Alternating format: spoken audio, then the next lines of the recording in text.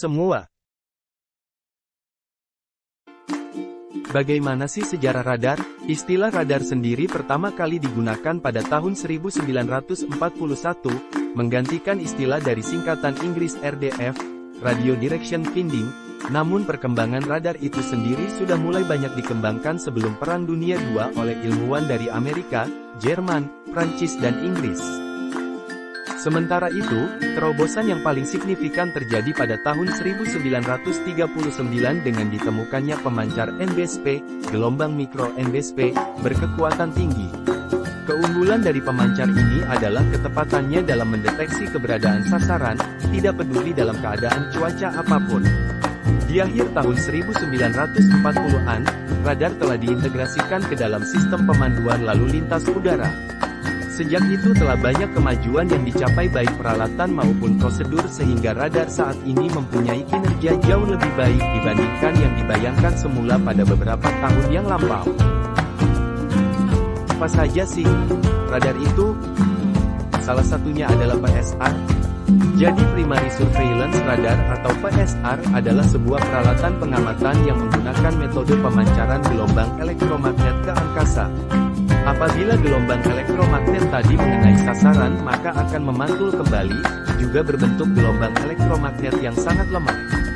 Gelombang elektromagnet pantulan ini ditangkap kembali oleh antena radar untuk diproses dan dianalisa lebih lanjut untuk mengetahui jarak, posisi, apakah target diam atau target bergerak. Sifat bekerjanya akan diketahui. 1. Rentang antara radar dan target. 2. Moving Target Indication menentukan apakah target itu bergerak atau diam. 3. Angular Location, posisi target pada bidang horizontal, azimut. 4. Trajektori, track, garis lintasan. Diketahui dengan mengamati posisi target secara terus-menerus untuk setiap scan antena. Kemudian untuk jenis radar yang kedua yaitu Secondary Surveillance Radar. Merupakan sebuah peralatan yang menggunakan antena terarah untuk mendeteksi posisi target, namun SSR memerlukan partisipasi aktif dari target untuk mengidentifikasi dan mengetahui posisinya. Prinsip kerja dari radar ini memberikan pertanyaan berupa deratan pulsa yang biasa disebut dengan mode. Sedangkan pesawat akan mengirimkan kembali jawabannya melalui deretan pulsa yang disebut dengan code kepada ground station melalui radar pada pesawat yang telah dipasangi dengan transponder. Jenis radar yang ketiga ialah Monopulse Secondary Surveillance Radar. Jadi radar ini merupakan peralatan yang bekerja dengan menggunakan frekuensi radio yang digunakan untuk mendeteksi pesawat terbang yang memancarkan pulsa interogasi berupa informasi identifikasi dan ketinggian kepada transponder berupa satu pulsa sehingga data yang terima lebih akurat. MSSR. Radar mode S kemudian dapat menginterogasi transponder mode S secara selektif dengan memancarkan interogasi mode S roll call yang dialamatkan pada transponder pesawat tersebut. Transponder ini hanya menjawab interogasi roll call itu yang berisi alamatnya. Setelah pesawat didapat, radar prosesor mengamati secara tepat pesawat dan menghitung untuk memastikan menginterogasi ke transponder dan menerima jawaban roll call.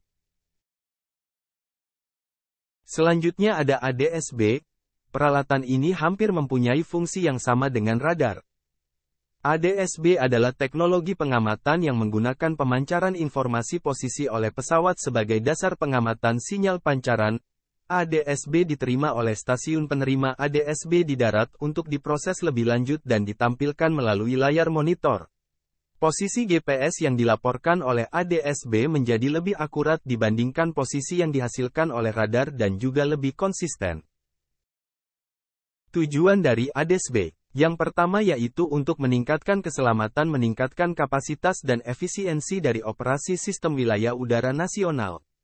Yang kedua yaitu meningkatkan kapasitas dan efisiensi dari operasi sistem wilayah udara nasional.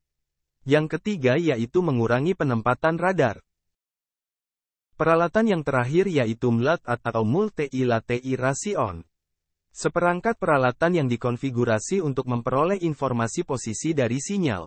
Transponder Secondary Surveillance Radar, SSR, MSSR mode S dan ADSB baik berupa squitter maupun repli menggunakan teknik Time Difference of Arrival, TDOA. TDOA merupakan perbedaan waktu relatif ketika suatu sinyal dari transponder yang sama diterima oleh beberapa stasiun penerima yang berbeda. Multilaterasi juga dapat digunakan untuk pengawasan lalu lintas darat, aerodrom, dan udara. Sensor MLAT, pemancar atau penerima, dapat ditempatkan di dalam batas bandara untuk pengawasan darat, di dan dekat bandara untuk memantau lalu lintas kedatangan dan keberangkatan, atau di area yang diperluas. Thank you for your attention and see you.